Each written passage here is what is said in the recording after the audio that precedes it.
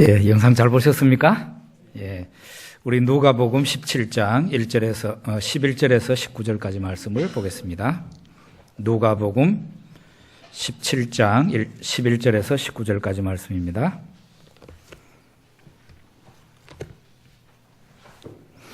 예, 천천히 같이 읽어보겠습니다. 예수께서 예루살렘으로 가실 때에 사마리아와 갈릴리 사이로 지나가시다가 한 마을에 들어가시니 나병 환자 10명이 예수를 만나 멀리 서서 소리를 높여 이르되 예수 선생님이여 우리를 불쌍히 여기소서 하거늘 보시고 이르시되 가서 제사장들에게 너희 몸을 보이라 하셨더니 그들이 가다가 깨끗함을 받은지라.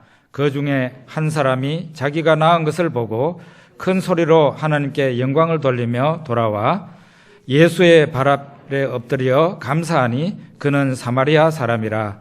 예수께서 대답하여 이르시되 10사람이 다 깨끗함을 받지 아니하였느냐? 그 9은 어디 있느냐?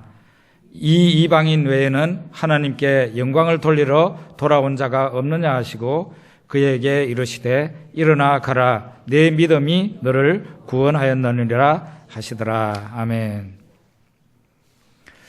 예, 오늘 감사절입니다. 여러분들은 감사하며 지내는지 모르겠습니다. 저도 이 설교를 할 자격이 있을 만큼 감사하며 살았는가 그런 생각을 해보았습니다.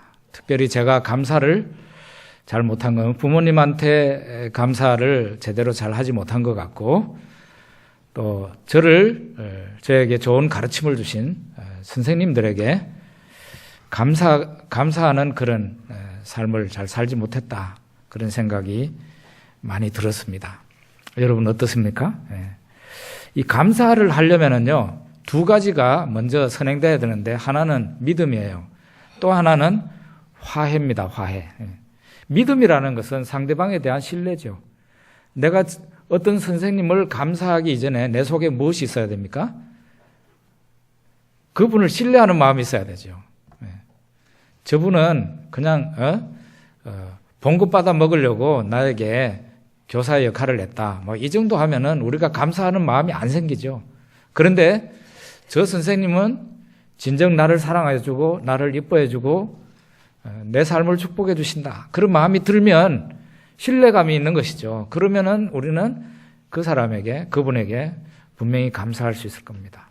또 하나는 화해입니다. 화해. 내가 어떤 사람에게 원망하는 마음이 있다든가 어떤 사람과의 꼬인 관계가 풀어지지 않으면은 감사를 혹시 한다고 하더라도 그 감사는 형식적인 감사가 돼버리고 맙니다. 그래서 진정한 화해가 있을 때 우리가 감사할 수 있는 사람이 될 수 있을 것이다. 그런 생각을 합니다. 여러분은 여러분 자신에게 감사를 한번 해본 적 있습니까? 저는 간혹씩 1년에 한두 번 정도는 제가 제 자신을 칭찬하고 제가 제 자신에게 선물을 줄 때가 있습니다. 제가 제 자신에게 선물을 준다니까 여러분은 저 사람이 혹시 정신이 이상한 게 된 게 아닌가 그렇게 생각하십니까? 제가 생각을 해도 너무 기특한 거예요. 그러니까 저는 제가 제 자신에게 한턱 내고 제가 제 자신에게 선물을 줄 때 선물을 사거나 그러지는 않고요. 저는 커피 한 잔으로 저를 대접합니다. 어느 날 오늘은 내가 내 자신을 좀 위로하고 내 자신에게 감사해야 되겠다 하는 생각이 들면 바닷가 좀 분위기 괜찮은 커피숍을 찾아서 거기에서도 제일 제가 좋아하는 커피를 딱 한 잔 시켜놓고 제가 제 자신에게 고마움을 표시하는 것이죠. 야, 너 지금까지 힘든 인생 잘 살아왔다. 그러면서 감사를 합니다. 여러분도 여러분 자신에게 감사를 한번 해보시기 바랍니다. 자신을 사랑해야 다른 사람을 사랑한다는 말은 들어보셨죠? 자기 자신에 대해서 고마운 마음이 들 때 상대방의 다른 사람에게 고마움을 가질 수가 있을 겁니다. 두 번째로는 이 자신에게만 감사하는 게 이게 여기서 끝나버리면은 이기주의자로 끝나버리죠. 부모님과 그리고 지금까지 나와 함께 해준, 나에게 좋은 충고도 해주고 나에게 도움을 준 분들을 생각을 하고 그분들에게 이 감사절에 이 연말에 감사를 표시해 보시기 바랍니다. 카톡으로 보내도, 문자를 보내도 그 문자 속에서 상대방은 비록 작은 것일지는 몰라도 고마움을 많이 느끼게 될 겁니다. 오늘 중점적으로 얘기하려고 하는 것은 하나님께 대한 감사입니다. 하나님께 대한 감사예요. 하나님께서 우리들에게 베풀어 주신 많은 은혜와 축복이 있는데 우리는 이렇게 평소에도 늘 감사해야 되지만 1년에 한 차례는 특별히 감사절이라는 것을 우리가 지키면서 하나님께 감사하는 그런 시간을 가집니다. 예전에 그 청교도들이 영국에서 신앙의 핍박을 받다가 이분들이 미국으로 건너가서 미국에서 건너가면서 많이 죽고 첫 해에 너무 추워가지고 많이 죽었습니다. 그리고 그 다음 해에 추수를 해놓고 그 추수의 첫 단을 하나님 앞에 들어 올리면서 감사했다고 그럽니다. 그게 바로 근대적인 의미의 지금 현재 우리가 지키고 있는 추수감사절의 유래다, 그렇게 볼 수가 있습니다. 한 해 동안 하나님께서 베풀어 주신 많은 은혜에 감사하는 그런 시간 우리가 가져야 될 것 같습니다. 이 세상에 수많은 종교가 있습니다. 여러분들은 그 종교가 왜 존재한다고 생각하십니까? 두 가지 이유 때문입니다. 학자들이 말하는 바에 의하면 두 가지 이유. 첫째로는 신관념이라는 것이 사람 속에는 있기 때문에 종교가 있을 수밖에 없다, 그렇게 얘기합니다. 그러니까 사람들 마음속에는 그 사람이 교회를 다니든 안 다니든 자신은 하나님이 있다고 인정을 하든 하나님이 없다고 인정을 그렇게 생각하든 간에 사람 속에 저 밑바닥에 무의식 중에는 신은 계신다 하는 그 의식이 있다는 겁니다. 그게 바로 신의 지문이라고 그러다. 하나님의 지문. 하나님이 사람을 지으시고 그 사람의 마음속에 지워지지 않는 하나님의 지문을 남겼다는 겁니다. 그게 바로 하나님은 계신다는 그 관념이라는 거죠. 그리고 또 하나, 종교가 있는 또 하나는 사람 속에는 이 모든 사람 속에 보편적으로 있는 그 관념이 있는데 그거는 뭔가 하면 죄에 대한 관념이에요. 죄에 대한 관념. 이 죄에 대한 관념이 있기 때문에 이 죄를 어떻게든지 해결을 해야 될 거 아니냐 이거예요. 그러다가 보니까 이 종교 저 종교가 생겨났습니다. 그래서 종교라는 거는 기독교뿐만 아니라 다른 종교도 마찬가지인데 종교는 신을 찾아가는, 하나님을 찾아가는 인간의 노력이다, 그렇게 볼 수가 있다는 것이죠. 이 세상에 자칭 나는 무신론자입니다 하는 그렇게 말을 하는 분들이 계세요. 여러분 앞에 있는 저도 한때는 강력한 그 무신론자였습니다. 하나님은 없다, 신은 없다, 그렇게 믿고 말하는 사람이죠. 그런데 이렇게 무신론자라 할지라도 그 사람들 마음속에 자기도 모르는 무의식 속에는 하나님에 대한 관념이 있다는 거예요. 저희 장모님이 저와 제 아내가 결혼할 때 그때쯤만 해도 굉장히 그 불교에 열심이었어요. 저희 장모님은 불경을 외우면서 절에 다녔기 때문에 절에 주지 스님이 수제자점으로 생각하는 그런 분이었어요. 머리도 좋은 데다가 불경을 다 외웠어요. 그런데 이분이 이제 한 번은 주일날마다, 거기도 장모님도 주일날마다 버스를 타고 저 멀리 있는 그 절에 가셨는데 어느 날 주지 스님이 화가 나 있더래요. 화가 나가지고 말을 하는데, 저 서양 종교 기독교는 영혼의 하나님만 알지, 영혼의 아버지만 알지 육신의 아버지는 모른다, 그런 얘기를 하더랍니다. 화가 났는데 왜 화가 났는가 하면은 그분이 대처성이었는데, 말하자면 결혼해서 가정이 있는 분이었죠. 그런데 이분 장남이 묘하게도 목사가 되어 있더래요. 그 장모님도 그때야 아셨대요. 그 주지 스님의 아들이 장남이 목사라는 것을. 화가 났을 때 그때. 그러니까 이 아들이 목사가 되어 있고 자기는 절의 주지 스님으로 계시는 거죠. 이분이 뭐 무슨 일로 화가 많이 났겠죠. 그리고 신도들이 있는 앞에서 그 화를 주체하지 못해가지고 내뱉은 말이 저 서양 종교 기독교는 영혼의 아버지만 알지 육신의 아버지는 모른다. 그 말을 한 겁니다. 장모님이 굉장히 머리가 좋은 분이거든요.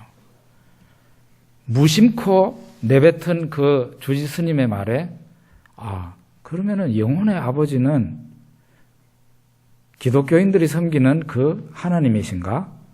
그런 생각을 하게 된 겁니다. 그래가지고 절에서 절반의 복음을 듣고 장모님이 예수님에 대해서 관심을 가지고 나중에 예수님을 믿게 되셨어요. 놀라운 일이죠. 만약에 그 스님이 정신을 차려서 냉정한 마음으로 또박또박 자기의 말을 할 말을 했으면 그런 말을 하지는 않았겠죠. 그런데 화가 아마 그날 머리 끝까지 났던 것 같아요. 그 아들 목사 때문에 화가 머리 끝까지 났던 것 같아요. 그러니까 이분이 주지스님이라는 그 신분조차도 잊어버리고 자기가 무슨 말을 해야 될지도 모르고 그냥 확 내뱉은 말이 바로 영혼의 아버지만, 저 서양 종교 기독교는 영혼의 아버지만 안다 하는 그런 말을 하게 된 겁니다. 오늘 우리가 아까 그 설교 전에 읽은 그 말씀 가운데 보면은 예수님께서 갈릴리와 사마리아 지방 그 경계선을 지나가고 있었습니다. 그때에 나병 환자, 옛날에 우리는 문둥병자라 이랬죠. 나병 환자 10명이 예수님을 만나서 저 멀리에서 가까이 오지도 못하고 저 멀리에서 이 10명이 큰 소리로 예수님께 말을 했습니다. 예수 선생님이여 우리를 불쌍히 여기소서. 예수 선생님이여 우리를 불쌍히 여기소서. 그렇게 소리를 질렀습니다. 예전에는 이 나병이 한번 걸리면은 절망적입니다. 사실 요즘도 제가 한 몇 년 전에 중국 그 시안에 가가지고 일주일 동안 나병 환자들하고 같이 생활한 적이 있습니다. 그 나병 환자들 방방이 다 거기는 화장실이 있고 다 그렇더라고요. 그래서 화장실 청소도 해주고 소독도 해주고 또 나병 환자 치료하는데 한국 의사 선교사가 치료해 주는데 제가 옆에서 반창고를 떼주기도 하고 그렇게 하면서 한 일주일 정도 보냈었는데요. 거기에 있는 분들은 다 절망적인 분들이에요. 그냥 코가 없거나 눈이 없거나 입이 그냥 삐뚤어졌거나 손발이 다 없어졌다든가 아주 중증 그런 환자들이었는데요. 그분들이 사용하는 젓가락을 가지고 똑같이 같이 사용했어요. 처음에는 이거 너무 무서워가지고 이러다가 내가 나병 옮는 게 아닌가 하는 생각이 들더라고요. 그냥 그 봉사자들이 쓰는 따로 그 수저통에 있는 게 아니고 우리 의사인 한국 선교사가 그냥 이렇게 땡겨서 쓰는 그 젓가락이 그분들하고 같은 그냥 한 통 속에 들어가 있는 거예요. 평소에 그분들이 사용하던 거를 사용한 겁니다. 그런데 얘기 들어보니까 요즘은 의술이 많이 발달해서 나병균을요 주사로 이렇게 사람 몸 안에 집어넣어도 약을 먹으면은 나병에 걸리지 않는다고 그러더라고요.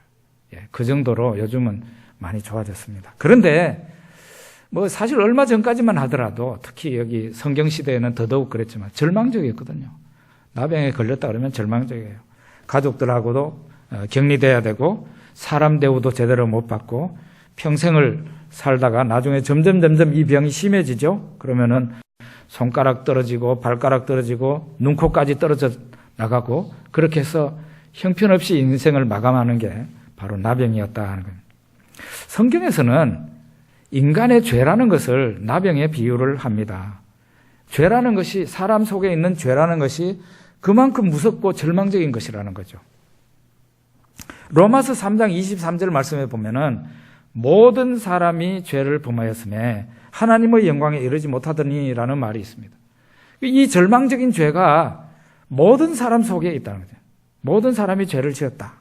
그래서 하나님의 영광에 도달하지 못한다라는 말을 했어요. 여러분들은 이 말에 공감을 하실 수 있겠습니까? 모든 사람이 죄인이라면 나도 죄인인데 공감하실 수 있겠습니까? 저는 예수를 처음 믿을 때 어떤 집사님이 저한테 당신 문제를 빨리 해결을 받으려면은 죄를 먼저 해결해야 된다고 그러더라고요. 저는 그때 암이 좀 이따가 좀 얘기를 자세하게 하려고 하는데 암이 걸려 있었어요.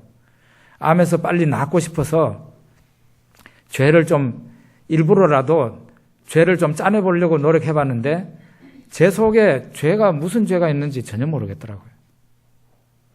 그리고 속으로 생각하기를 이거는 거의 강요당하는 느낌이 비슷했어요. 죄가 없는데 죄를 찾아내라고 그러니까 참 힘들더라 이 말이에요. 근데 나중에 찾고 찾다가 제가 지은 죄는 솔직히 말해서 못 찾았고 한 가지 근본적인 죄가 생각나는데 그건 뭔가 하면은 만약에 하나님이 계시고 하나님이 이 세상을 지으시고 이 세상에 나를 태어나게 하신 분이 그 하나님이시라면 내가 그 하나님을 외면하고 하나님을 인정하지 않고 하나님을 안 믿은 이것은 엄청나게 큰 죄일 것이다. 그런 결론에 도달하게 됐어요. 아주 이성적으로 그런 생각. 왜냐하면은 이게 저는 그런 생각을 하면서도 하나님의 존재를 믿을 수가 없었거든요. 하나님이 계신다고 가정을 해본 거죠. 하나님이 계신다고 생각을 해보자. 그러면 그 하나님이 계시고 또 기독교인들이 말하는 대로 성경에 쓰여 있는 대로 그 하나님이 이 세상과 온 우주를 지으시고 그 하나님이 이 세상의 모든 사람을 지으시고 또 나를 태어나게 하셨다면 내가 그 하나님을 내가 인정도 안 하고 하나님을 안 믿고 부인하고 한 이것은 아마도 중죄 중에 중죄일 것이다 라는 생각이 들었고 내 인간적인 입장에서가 아니라 하나님의 입장에서 보면 나 같은 인간은 정말 지옥에 보내야 될 그런 죄일지도 모르겠다. 그런 생각. 안 그렇겠어요? 그죠? 하나님의 입장에서 생각해 보니까 그렇더라 이 말이에요.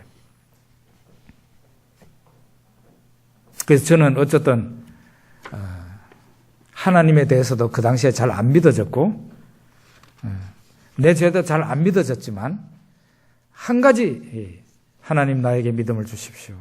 또 하나님 내가 지금까지 하나님을 안 믿었던 죄를 용서해 주십시오 하고 기도를 하기 시작했었던 그런 기억이 납니다.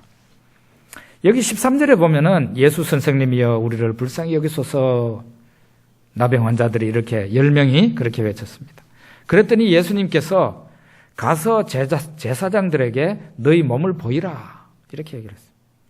그들이 가다가 깨끗함을 받았다 그런 얘기했어요.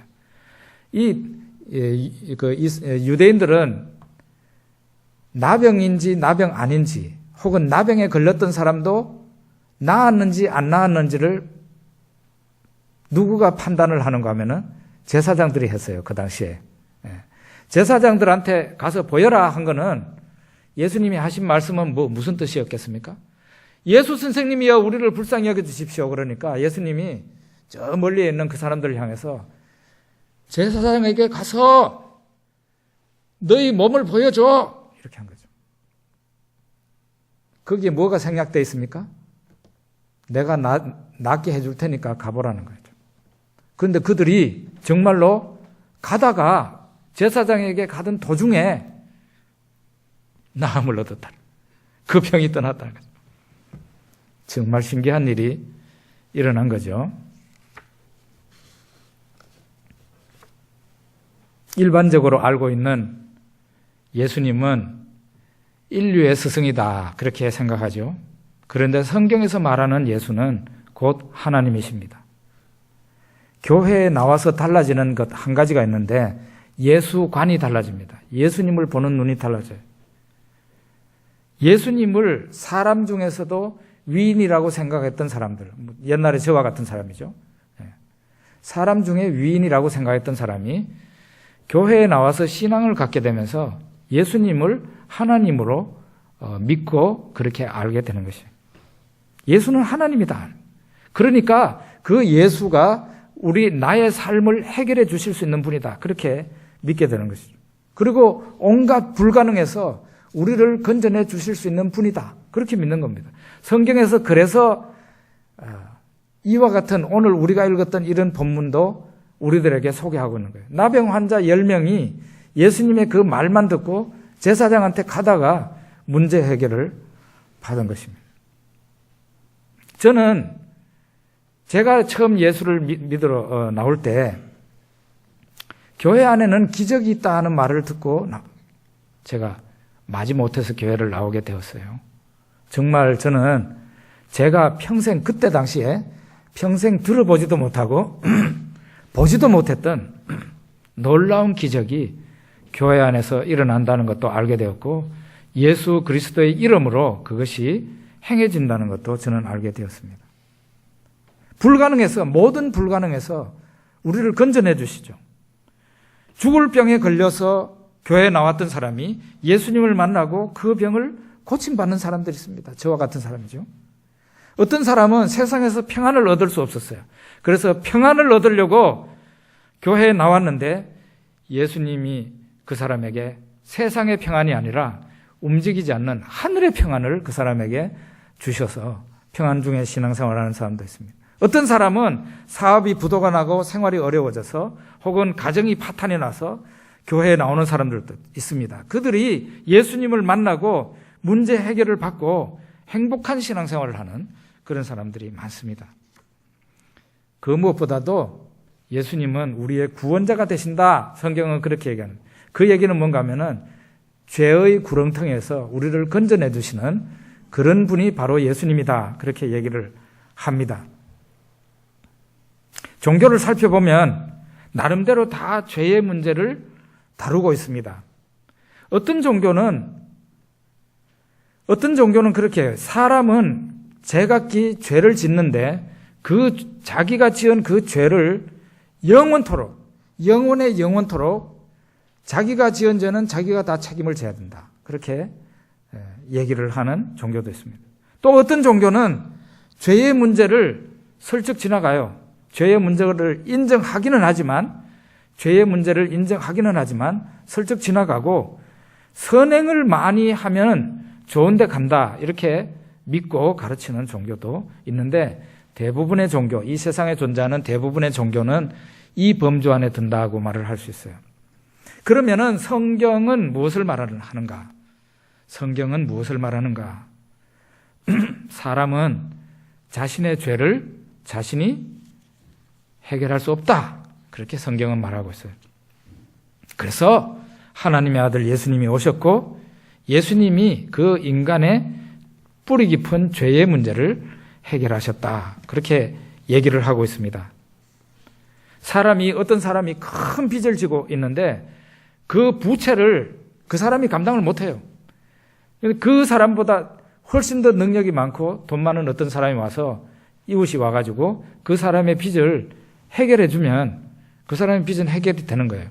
마찬가지로 사람이 해결할 수 없는 영원한 빚, 이 죄를 예수님이 대신해서 벌을 받아서 해결을 해주셨다. 그런 원리가 바로 성경에 기록이 되는 겁니다. 예수를 믿으면 나의 죄는, 예수 믿는 사람의 죄는 그 사람에게 예수님에게 옮겨가고 예수님의 의가 믿는 사람에게 옮겨와서 이걸 전가된다고 그러는데요. 옮겨와서 내 죄는 예수님에게 다 넘어가고 예수님의 의가 나에게로 다 옮겨오므로 내가 죄 없는 자로 인정을 받고 의로운 자라고 그렇게 인정을 받는다. 그런 얘기를 성경이 얘기를 하고 있는 것이에요. 예.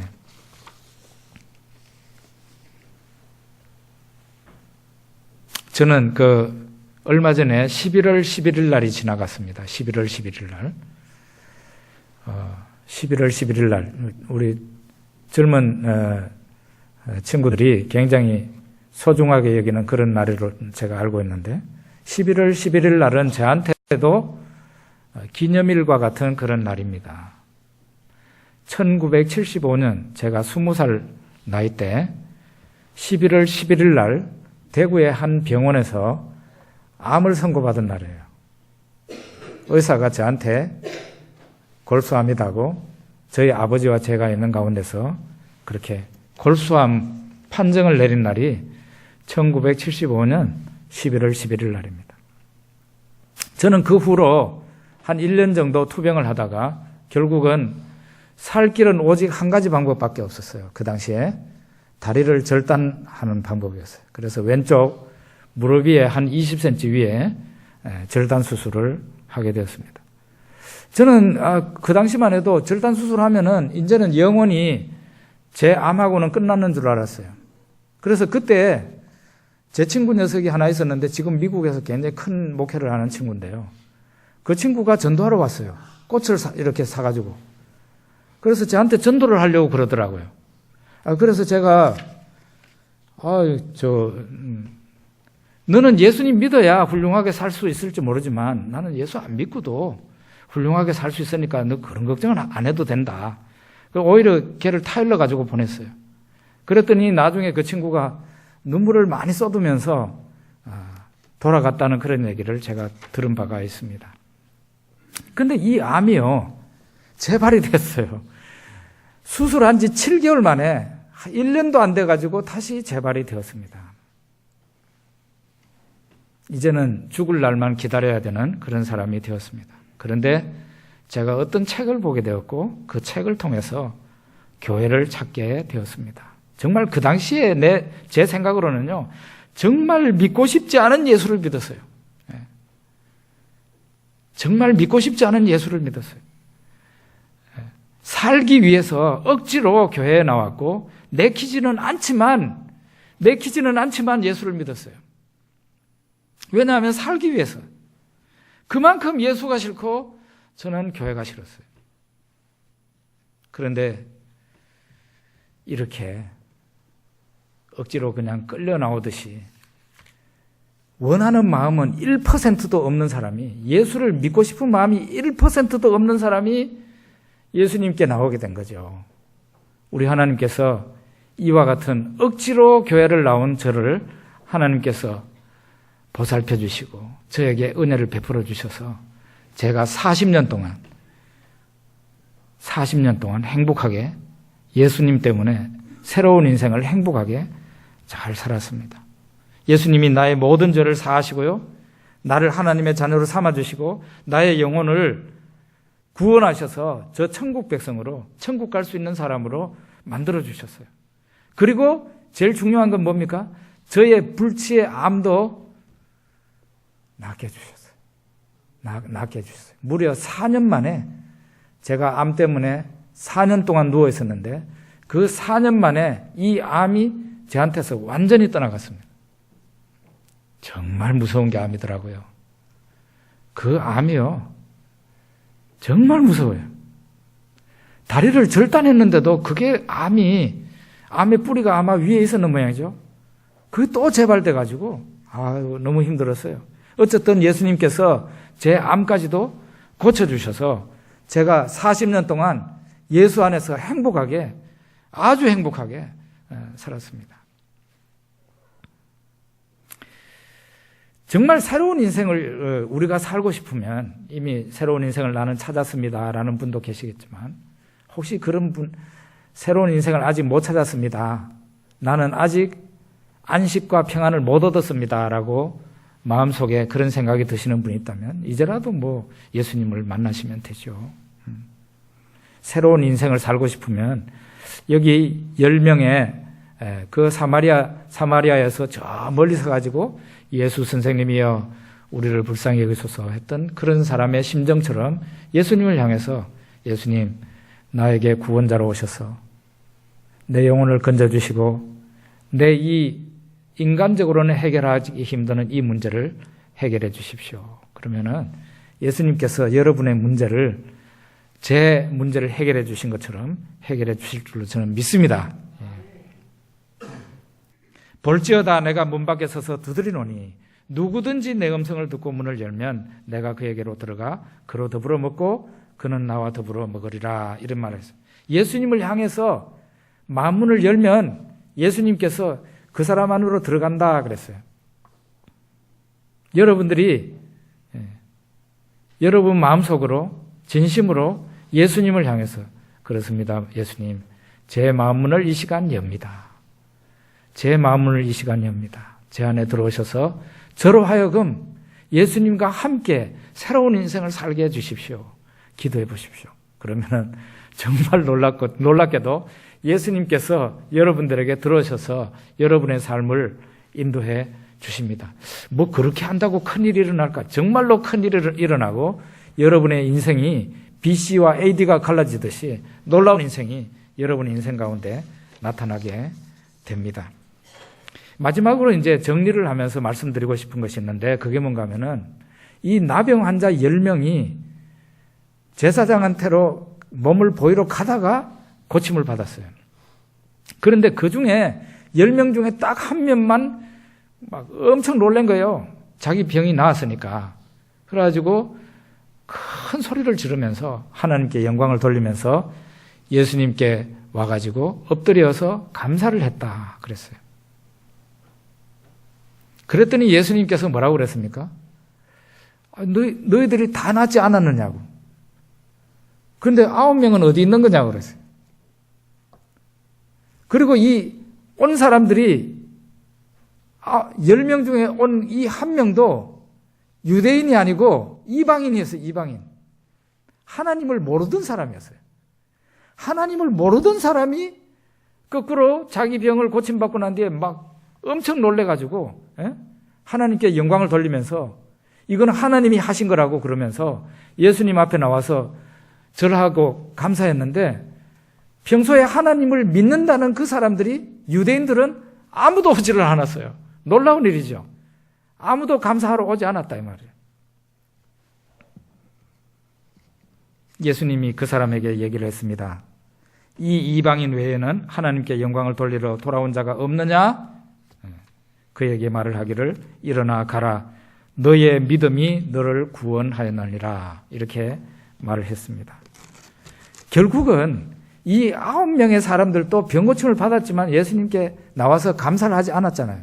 이 사람에게 예수님이 선언한 게 아니라 이방인이지만 지금까지 하나님을 몰랐지만은 놀라운 은혜를 받고 돌아온 그 사람에게 예수님은 너의 구원이 너를 구원했다 이렇게 얘기를 했어요.